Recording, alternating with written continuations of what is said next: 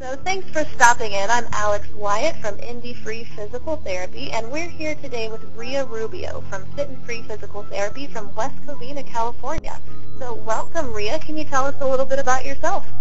Hi, my name's Rheea Rubio. I'm a physical therapist here at Fit and Free in West Covina, and it's great to be here.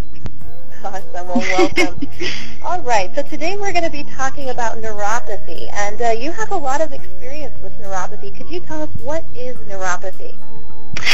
Well, simply put, neuropathy is a condition that occurs when there's damage to the body's peripheral nervous system. Now, what is that? That's the wiring system in our bodies that allows communication between our brain, our spinal cord, to the different parts of our body to make us function. When there's damage there, this results in weakness, numbness in the feet.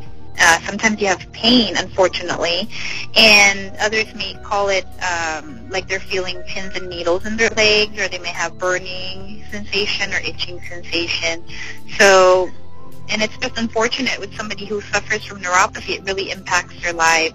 So when it comes to neuropathy, what type of people typically get it?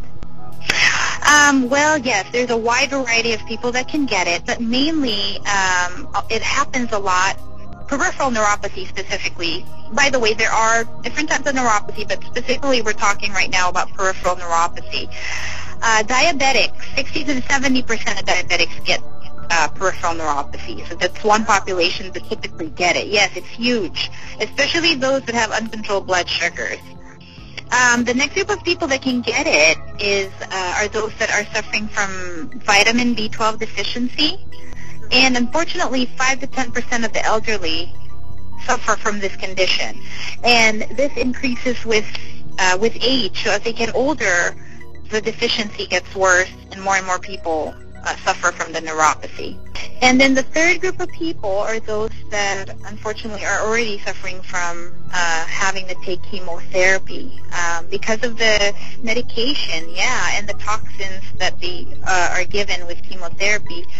The risk of neuropathy increases with every chemo cycle. It actually increases. They get more and more of them get peripheral neuropathy. A third of chemo patients actually get it.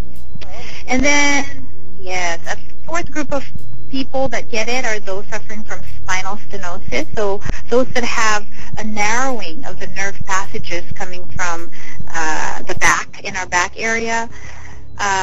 Once that nerve, the passages of where the nerve goes through narrows, the nerve gets pinched, and it leads to pain, weakness, and numbness and tingling down their legs. So that could be a form of neuropathy there. And a statistic that I want to share is that 20% of retirees recently have been found to have spinal stenosis. So that's huge. And then the fifth group of people that get it are those that are born with it. Unfortunately, there are cases that it's congenital. They could be born with peripheral nerves that have covering, or myelin sheaths, we call them. These myelin sheaths cover our nerves. Some people are born with these myelin sheaths degenerating over time, and so that's how they get neuropathy. And then the fifth group of people are pretty much the ones that develop it without any known cause, or what we call idiopathic neuropathy, where there's really not a reason, no known cause why they develop it, but sometimes people do develop it for no reason. And then a subgroup is smokers and alcoholics can develop neuropathy, a form of nerve damage because of the abuse in their bodies that they do. So with all of these people that are getting diagnosed with neuropathy, I mean, you said there's lots of different reasons, lots of different groups of people who get it. What types of things do we need to look out for as far as misdiagnoses? Yes. Well, peripheral neuropathy has pretty distinct symptoms, and you feel it in the arms, you feel it in the legs. So there are many causes, but where some of the mistakes occurs made when pinpointing the cause. So I think the diagnosis of neuropathy is fairly easy to diagnose because their nerve symptoms are very specific.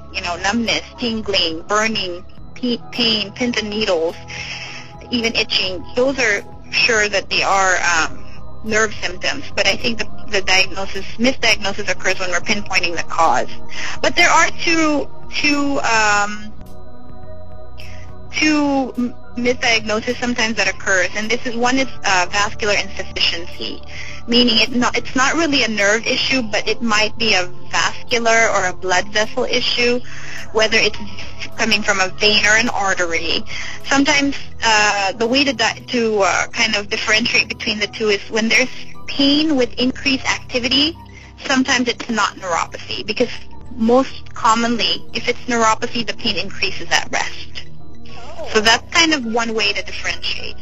And then sometimes it could be a focal cause of the neuropathy. It's not really a neuropathy, but an actual nerve is damaged or injured down in the foot or up in the hands.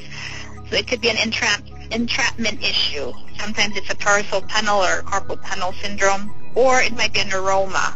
So yeah, so those are the types when it's not really neuropathy. But other than that, it seems pretty clear on my end anyways to see that it is neuropathy.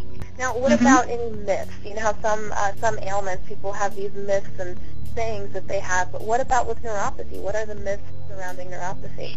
I think a lot of people, from working with a lot of patients suffering from neuropathy, one of the myths that I always hear is that they've been told or have heard that once they have it, there's no relief of symptoms.